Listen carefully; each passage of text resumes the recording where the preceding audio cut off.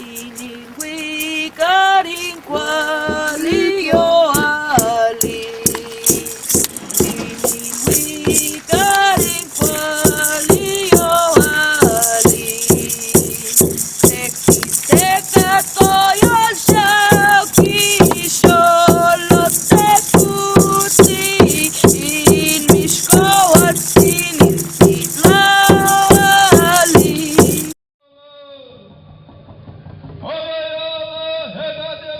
The Peace and Indignity Journeys is an intercontinental spiritual movement. It is a movement that utilizes traditional indigenous spirituality and organizing as a way to build unity amongst indigenous peoples and non-indigenous peoples as well. Every 4 years since 1992, beginning from opposite sides of Abya or this hemisphere, spiritual runners began their trek, one group from Alaska and the other group from Tierra del Fuego, Argentina. The participants represent various indigenous communities from throughout North, Central, and South. And for 7 months, these participants take the responsibility to run for our communities, run for our peoples. This movement is an intertribal movement, and we do not impose our personal belief systems on those that want to participate in the journeys. The only thing that we ask for is for people to respect our ways, our traditions, the chispa, the spark, the chinachli for the creation of the Peace and Dignity Journeys has its roots in a gathering in 1990 in Quito, Ecuador, where hundreds of indigenous peoples from North, Central, and South traveled down in order to participate, to get to know each other, to share stories and struggles that are happening in our own countries.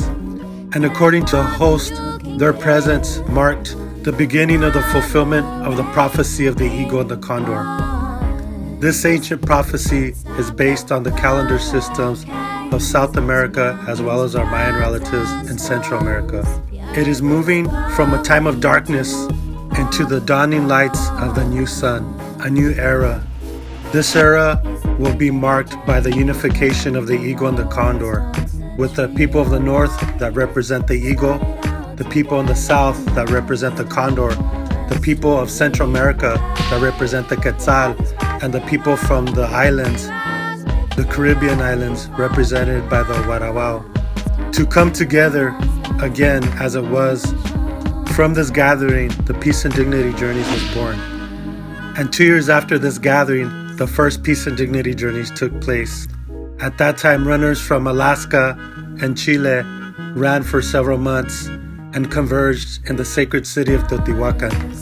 They got there on October 12, 1992, which to some marked the 500 years of the landing of Christopher Columbus in the Western Hemisphere.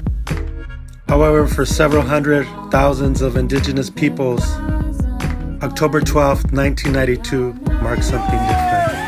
For some, it was the 500 years of resistance, of wars, genocides, atrocities committed against our peoples.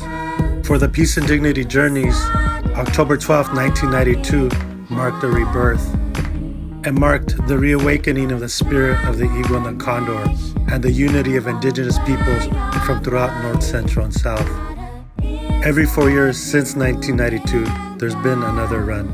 Each run has also had a theme. In 1992, the theme was dedicated to our elders, because the elders are our libraries, our teachers. They're the ones who pass the traditions to us.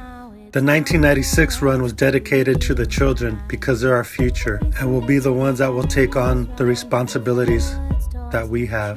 In the year 2000, the journey was dedicated to the families because the families are core. In the year 2004, the journey was dedicated to women, the givers of life, and to uplift the traditional ways to respect women. The 2008 journeys was dedicated to the sacredness of water because water is life. And this year, 2016, the journey is dedicated to the seeds of life.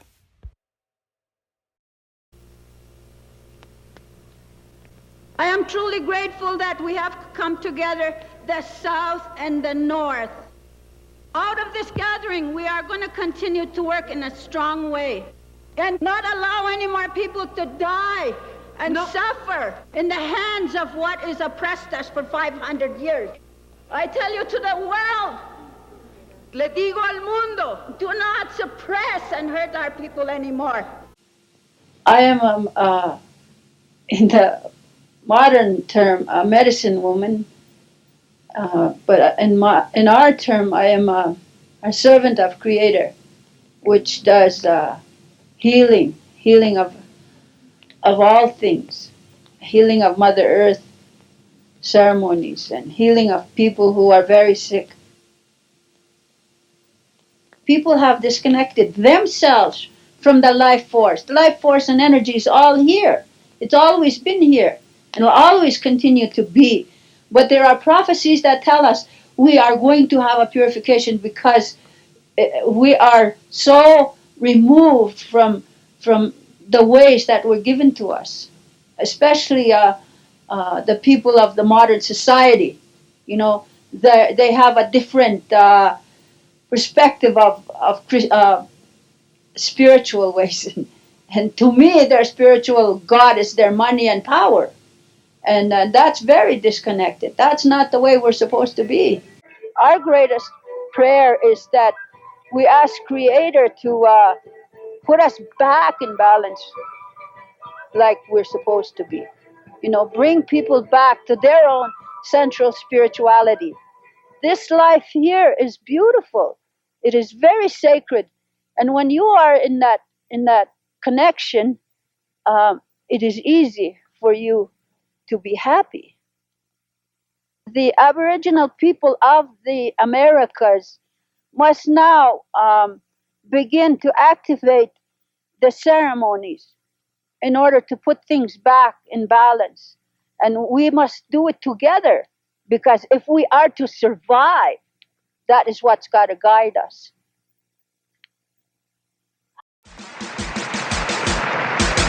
Tengo las venas abiertas, por mi sangre corre el viento de la esencia verdadera. Es la historia de mi tierra la que mi canto refleja. Es el águila y el cóndor que se encuentran. Es el día y la noche que mezcladas se conectan. Tu mirada con la mía se asemeja.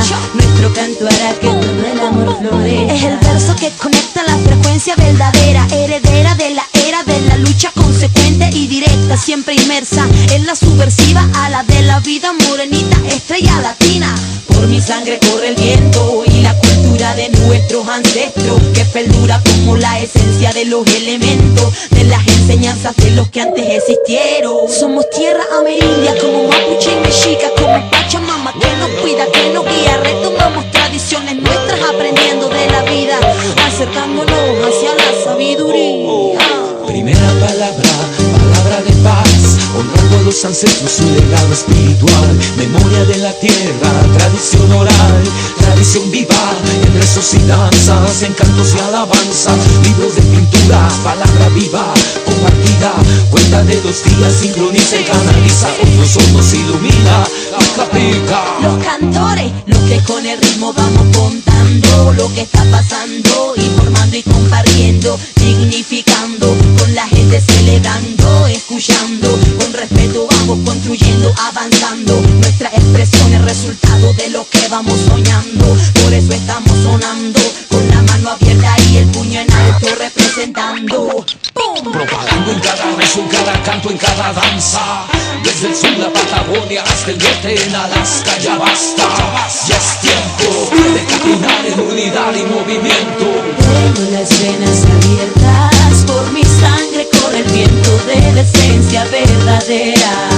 Es la historia de mi tierra la que mi canto refleja. Es el águila y el cóndor que se encuentran. Es el día y la noche que mezcladas se conectan. Tu mirada con la mía se asemeja.